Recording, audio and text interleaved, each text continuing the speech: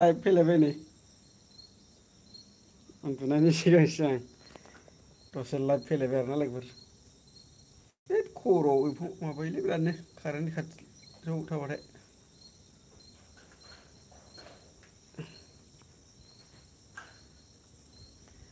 बार स्रो स्रो बार गुसु खामसालियाव जिरायनानै।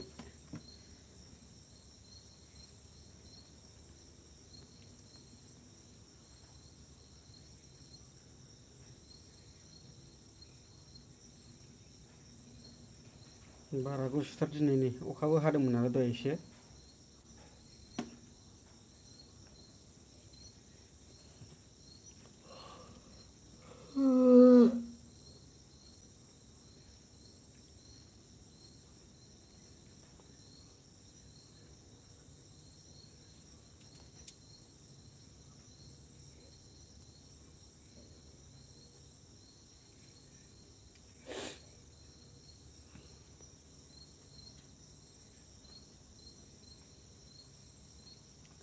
आखाइ रुमायलायनाय हमनांसिगोन दिनै आं।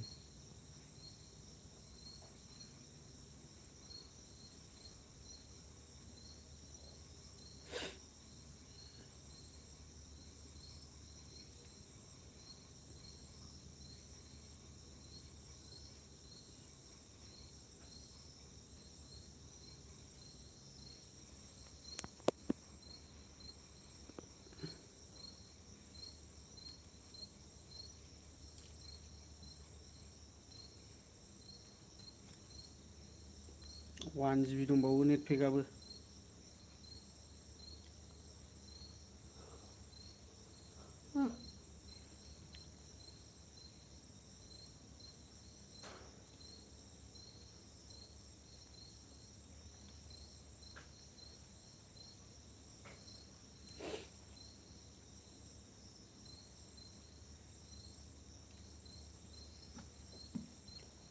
नेटपेकखौ फोजोबस्रां होननानै लाइभआव फैबाय आं दिनैबो।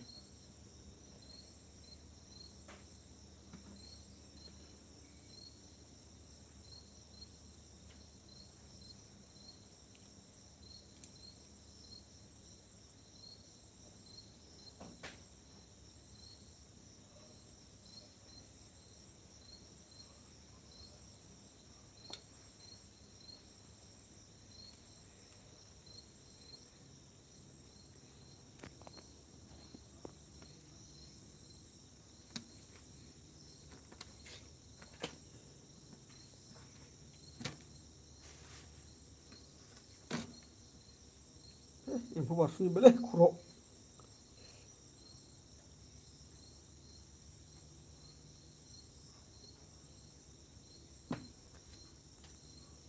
लाइटआबो नै सेराव नालाय ओंखायनो।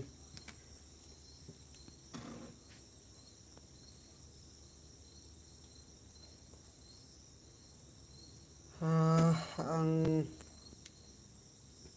मोनसे खोथा दहाय खोनादों सासे मानसिनिफ्राय आरोना। थारमाने ओरैबायदि होनदों सासे मानसियाना आंनि सिगाङाव आरोखि बुजायदों आरोखि।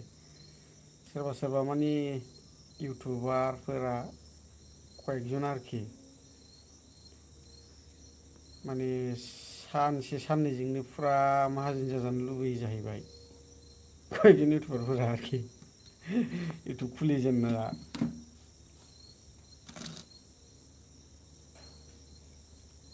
ओमफ्राय बे सासे मानसिया आंखौ बुंदों आरोना, नोङो जेखि खामानि मावा मानो धयज' लानानै खामानि मावाबा जिबनाव साक्सेस जाया होननानै बुंदों आरोखि आंखौ सासे मानसिया। एक्सुलि थिगैनो बे खोथाया। धयज' गैयाबा खामानि मालाबाबो साक्सेस जाखाया। नों हमना ला हाखु दाखु जुदि माहाजोन जायोबा बे साननै सानथामनि उनाव आरो डाइरेक्ट जयै फैफिनगोन जाहैदों बेबायदि होनना बुंदों आरोखि। ओंखायनो बे सासे मानसिया आंखौ बुंदों आरोखि कয়েকজন मानसिफोरखौ गाव नुदों नामानो इउटुबार कয়েকজন मानसिफोरखौ आरोखि माने इउटुब खुलिजेननाय लोगो लोगो मास मोनसे मोननैनि गेजेरावनो बिराद थाखा मोनजानो लुबैनाय आरोखि, जेनेबा थाखा हाबनांगौ। माने बै जाय मानसिया बायदि थाखा हाबजानो लुबैनाय बिनि साननाया ओरैबायदि इउटुब चेनेल खुलिनाय लोगो लोगो बेना इउटुबार जानाय लोगो लोगो थाखा हाबनांगौ बेबादि आरोखि। दा बे मानसिखौ बुंदों आरोखि। ओमफ्राय सासे मानसिया आंनि सिगाङाव बे खोथाखौ बुंदों ओमफ्राय आंखौ बुजायदों आरोखि। आंनाथ' खुनु बेबायदि इमारजेन्सि नङा इउटुब खुलिनाया। साक्सेस जायो जाया बे उननि बाथ्रा बे ओरैनो साइडआव लांफाबाय थानाय आरोना आंना। आंखौ सिनायखायो मोनथिखायो आंखौ बे जाय मानसिया आंखौ बुजायदों बे मानसिया आरो बे आंनि चेनेलखौ नायबाय थाखायो जाहैदों। ओमफ्राय बे बुंदों जेसेबांनाखि नोङो लासै दावखोलांबाय थागोन हत्थ' माने लास्टिं लं लास्टिं जाहैगोन जाहैबाय आरोखि। जिखुनु चेनेलानो इउटुब चेनेल जा फेसबुक पेज खुलिग्रायानो जा बेबादि आरो बे बुंनाय मथे। एक्सुवेलि नंगौ आंबो बेखौ नंगौ होननानै लायो। मानो होनबा नों सब खिसु खामानियानो लगे लगे फिथाइ मोनजानो लुबैयोबा बे खामानिया मालाबाबो उनाव साक्सेस जानो नागिरा बिदि आरो। माने लासैयै जुदि नोङो धयज' लानानै लासैनो गोबावनि फिथाइया माने मुल्य गोनां जाहैदों बिनि बुंनाया। एक्सुवेलि आंबो थिगखौनो बुजिदों बिनि बुंनायखौ मोजां मोनदों। बबे बुस्थुआथ' नोङो हाखु दाखु जाब्रबनो लासैसो जालांगोन। दिनै सासे गाबोन सासे बेबायदिजोंसो नोङो साबसक्राइबार बांलांगोन भिउस बांलांगोन भिउवार्स बांलांगोन। नों दिनै इउटुब चेनेल खुलिबाय गाबोन समनिहालागैनो जुदि नोङो थाखा मोनजानो लुबैबा बोरै जानो। आरो मोनखाया सानसे साननैयाव नोङो बा मास मोनसेयावनो लादो बिनि गेजेराव जुदि थाखा मोननांगौ नों सम्भब नङा आरोना। माने अनेक रोखोमनि रुलबो थायो।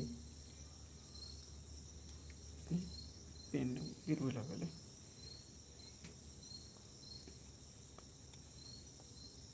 दा कয়েकजन गाव नुदों जाहैदों कয়েकजन इउटुबारफोरखौ गोदान गोदान इउटुबारफोरखौ आरोखि बे मानसिया। दा आंनि सिगाङाव बुंदों ओमफ्राय आंखौ बुजायदों आरोखि।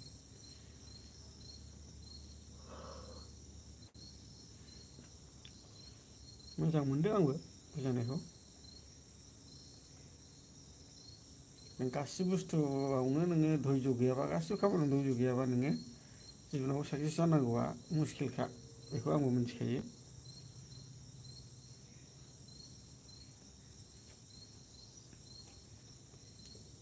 किसुमान मानसिफ्रा धयज' गैया आरो बे बुंदों आरोना नोङो हगारबाय था जाबाबो जायाबाबो भिडिअ आगारबाय था हगारबाय था आरोना।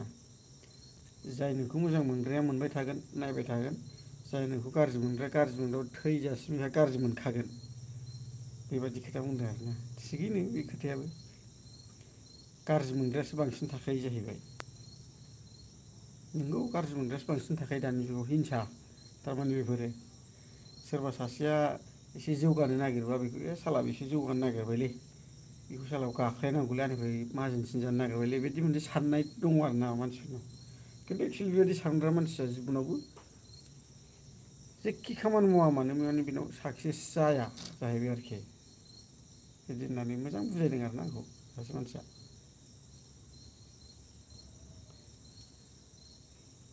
गाब्रायनो नाङा नोङो होननानै आंथ' गाब्रायनाय गैया जेबो। थारमाने आंनि मेन टारगेटआनो इउटुब चेनेला मेन टारगेट गैया आंनाव। मानो होनबा आं बेखौ ओरैनो लोगोआव साइड बिजनेस बादि ओरैनो लाफानायसो आरो बे। साक्सेस जानाय जायैया उननि बाथ्रा बे। आं इउटुब चेनेल खुलिनानै इउटुबार जानानै आं न'खर संसार सालायनानै जागोन आंना बे टारगेट गैया आरो।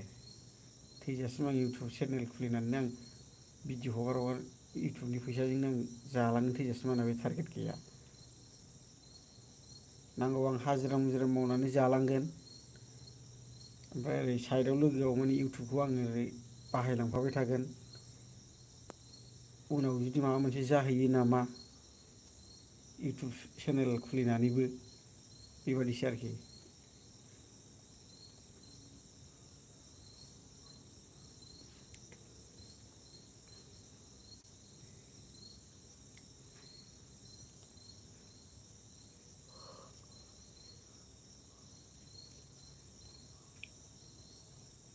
मेगना बोरैबा बुलुं बुलुं मोनबायलै।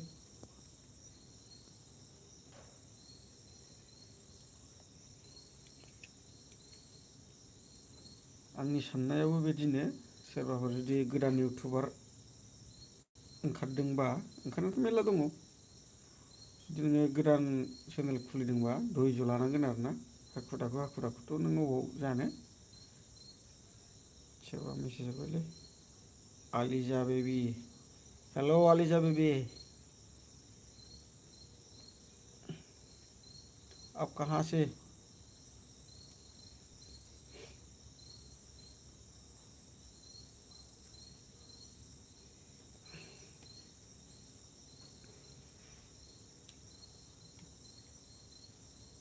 धैज' थायोबा माने खामानि साक्सेस जाफुङैनि खोथायानो थाया आंनि साननायावबो आरो धैज'ल' थानांगौ सानसे नङा सानसे जाहैगोन नों खालि बानोल' नाङा आरोना मावनायखौ है बोसोरसे गाहाम थांबाय बोसोरनै गाहाम थांबाय दाबो फैसा मोना बेफोरबायदि साननानै माने बानानै थानो नाङा आरोना लाजिनाय बानानै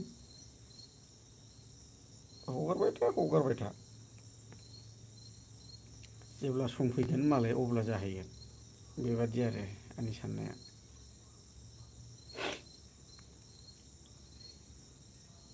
दा आंनाबोथ' नै 2 बोसोरानो जाबाय इउटुबनिफ्राय आं दाबो थाइसेबो फैसा मोनाखै हगारबाय थागोन आङो मोनलागि दामोन बे उननि बाथ्रा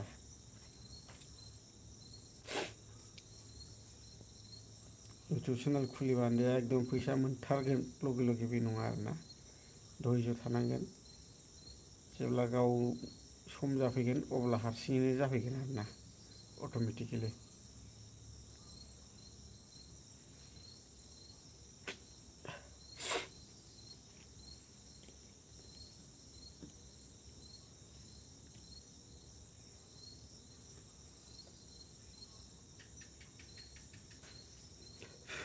थाम्फैबो दङलै बिरादनो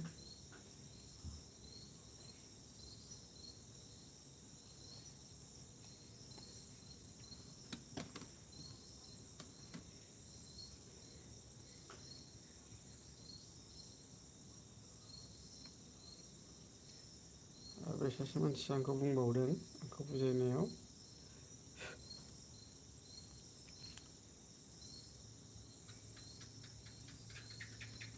माने साफा हमना ला आं सासे इउटुबार आंनि भिडिअखौ आंनि गामिनिया रावबो नायनाय नङा बा आंखौ रावबो सापर्ट होनाय नङा बेबायदि होनो आरोखि बे सासे मानसिया एक्सुवेलि थिगैनो बे खोथायाबो सोरबा सासे इउटुबार जायोबा बे इउटुबारनि न' खाथि खाला गामिनिया बे इउटुबारनिखौ है साला गामिनि मानसिखौलाय मा नायनोब्रा बेलाय जाम्बासो सोरना भिडिअ हगारलाबाय थानायखौ मा नायनोब्रा बेबादि साननाय फैयो बेखौ आंबो एसे मोनथिगौ मोनथिनाया बे खोथाखौ बुंदों आरो बे बुंबावदों आरो जेब्ला हगारै जेब्ला आखाइयाव एसे एनै खामानिया साक्सेस जाफैगोन थाखा फैसा आखाइयाव सौफैगोन जेब्ला भाइरेल जागोन फेमास जागोन अब्लासो माने डनेसन हिसाबै बेखौ आथिं हमफैगोन जाहैदों बिनि आंखौ बुजायनाया आरोखि बिनि बुंनायबा एक्सुवेलि नंगौबो खोमा गाव नुदों जाहैबाय मेगनजोंनो जेब्ला एसे एनै आखाइयाव थाखा फैबाय अब्ला गामिनि मानसिफ्राबो माने एसे डनेसन बिफैयो जाहैदों ओरैबायदि माबा प्रब्लेम जादों फैसा मोनथ'गोन नामा मागोन नामा बेफोरबायदि आरोखि खिन्थु जेब्ला इउटुबार जाजेनदों अब्ला बेखौ माने नाना रोखोम बखिदोंमोन जाहैबाय बे सिस्टेम ओमफ्राय जेब्ला फेमास जानानै प्रग्राम गाहैयो इनभाइट खालामजायो मानसिफोरजों गुबुन जायगाफ्राव होमबा मेगन सायो जाहैदों बिरादनो साला उमुगासो ओरैबायदि इउटुबार जानानै बाहेरायाव इनभाइट खालामजालायलायबाय थाखा फैसा मेरला खामायबाय बेबायदि मोनसे साननाय फैयो जाहैदों गामिनि मानसिफोरनाव ओमफ्राय बे खोथाखौ आंखौ बुजायदों आरो आंनि सिगाङाव बुंदों सासे मानसिया नंगौबो नामा सानदों आरोखि आं एक्सुवेलि नंगौ नामा होननाया आंनाव गोसोआव एसे दंखायोमोन साननाय आंनि साननायावबो बेबायदि आरो ओमफ्राय आंखौ बुजायनो आं बुंनो गैया आंनि मेन टारगेटआथ' आंना बे इउटुब नङा माने आं इउटुबाव साइडआव लांफानायसो होनदों आरो बे आंखौ बुजायबा थिगैनो नों साइडजों लांफाबाबो जेबो नङा लांफाबाय था खिन्थु नोङो द्रप खालामनाङा नांगौबा हगारबाय था सानसे नङा सानसे साक्सेस जाहैगोन बे खोथाखौ बुंदों आरो आंबो साननानै दंखायो जे सानसे नङा सानसे बिदि खामानि मावलांबाय थायोबा धैज' लानानै मावलांबाय थायोबा सानसे नङा सानसे जाहैखागोन साक्सेसआ जेखि खामानि मावा मानो बे जाहैखायो आरोखि साक्सेस आंबो मिथिगौ बेखौ दा जेखि जादोला किसुमान मानसिफ्रा माने अनेक रोखोम थायो मोजां मोनग्राया मोजां मोनग्रा गाज्रि मोनग्राथ' गाज्रि मोनग्रा थाखायो 100आव 90%आनो थाखायो गाज्रि मोनग्राफ्रा बेबायदि आरो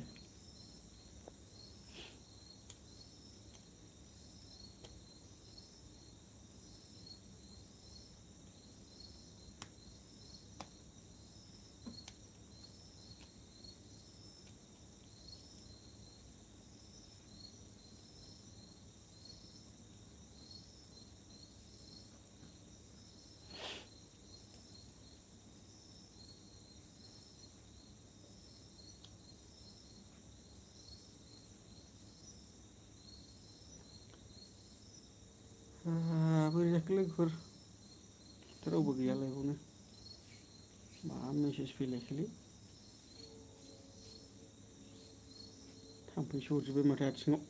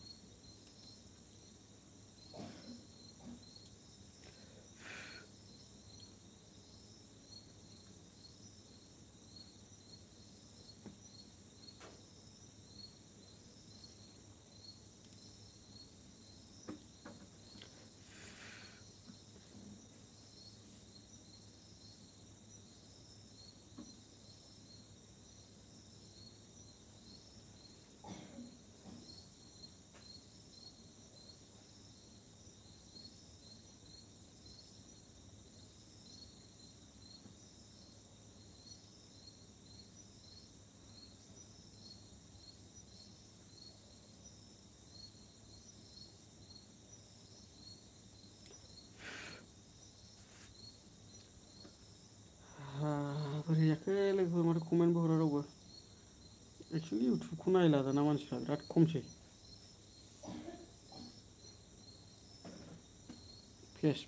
फेसखौसो बिराद इउस खालामो दा मानसिफ्रा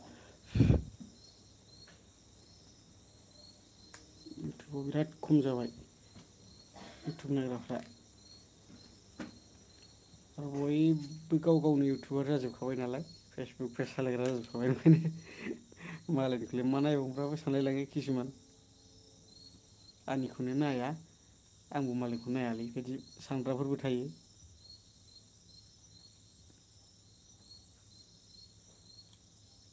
एक्सुवेलि आंनि साननाया बेबायदि नङा जों बर'जों बर' बयबो हेल्प होलायनांगौसो आरोना जों बर'फोरनिखौ गुबुनानो नायखाया सापर्ट होखाया आरो जों बर'फ्रालाय मा बेसे बुरजा संखिया दं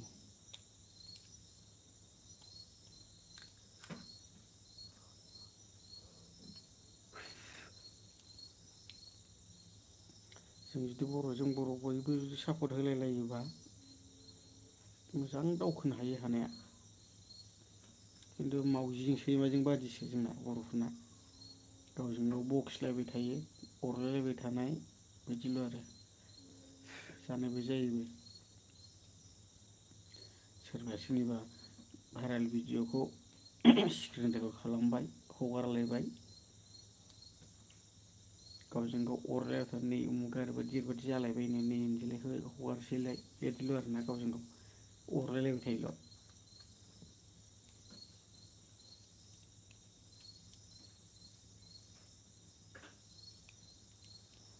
जों गुबुनफोरनिखौथ' सोरबा हिनजाव खारनाय सोरबा माबा जानाय खारलांनाय दोनखारलांनाय बेफोरखौ जों गुबुननिखौ फ्राय 100आव 10%खौनो नुवा होनजायो भाइराल। जों बर'फोरना सोरखौबा एसे भाइराल ओंखारनाय मोनबाय भाइरालनि सायाव भाइराल भाइरालनि सायाव भाइराल खालामबाय थागोन आरो जोबनो रोङै। गुबुनफोरनिखौ बिदि नुवा आरोना माने बिसोर लाखोमानानै थायो सिरियैनो सुब साब खालामो माने बिदि ससियेल मिडियायाव बिसोरो भाइराल खालामा।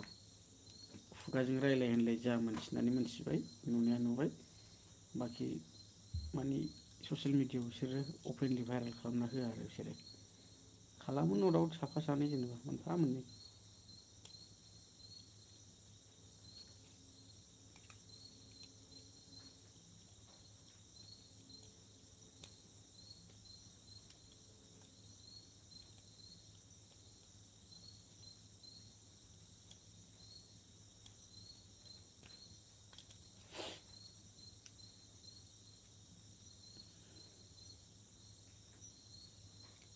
सोरबा सोरबाथ' माने खखा जेरखम खखाजों नाखौ सायो बेबायदि सानानैसो थाबाय थाखायो आरोना बबे समाव सोरनिफ्राय भाइराल ओंखारगोन बेखौसो जमबाय थाखायो मोननाय लोगो डाइरेक्ट स्क्रिन रेकर्ड खालामना लाखाबाय बे आरो नङाबा डाइरेक्ट डाउनलड खालामगोन बियो। जेब्ला डाउनलडा जोबगोन गुदि गैया खिथा गैया लागाव हगारना होनोसैलाय मालायनि भिडिअखौनो बेबायदि आरो भिउस मोनबानो जायो होननाय। खिन्थु बिराद रिक्स बेबायदिया मालायनिखौ मालायनि भाइरेल भिडिअ मालायनि माबा माबि भिडिअफोरखौ जुदि हगारोबा बिराद रिक्स जायो।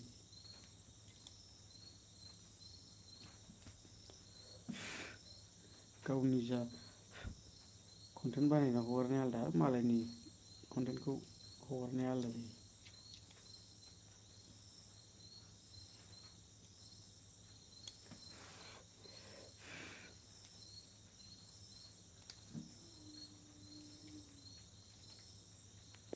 अखा थाइफ्रिबावबायलै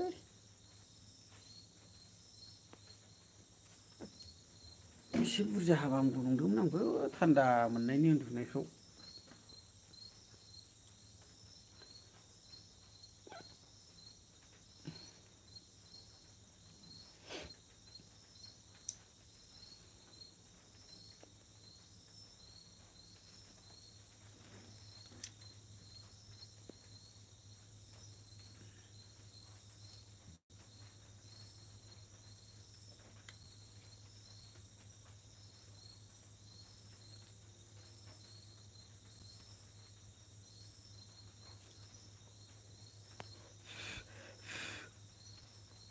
थांगोरबायलै आथिङाव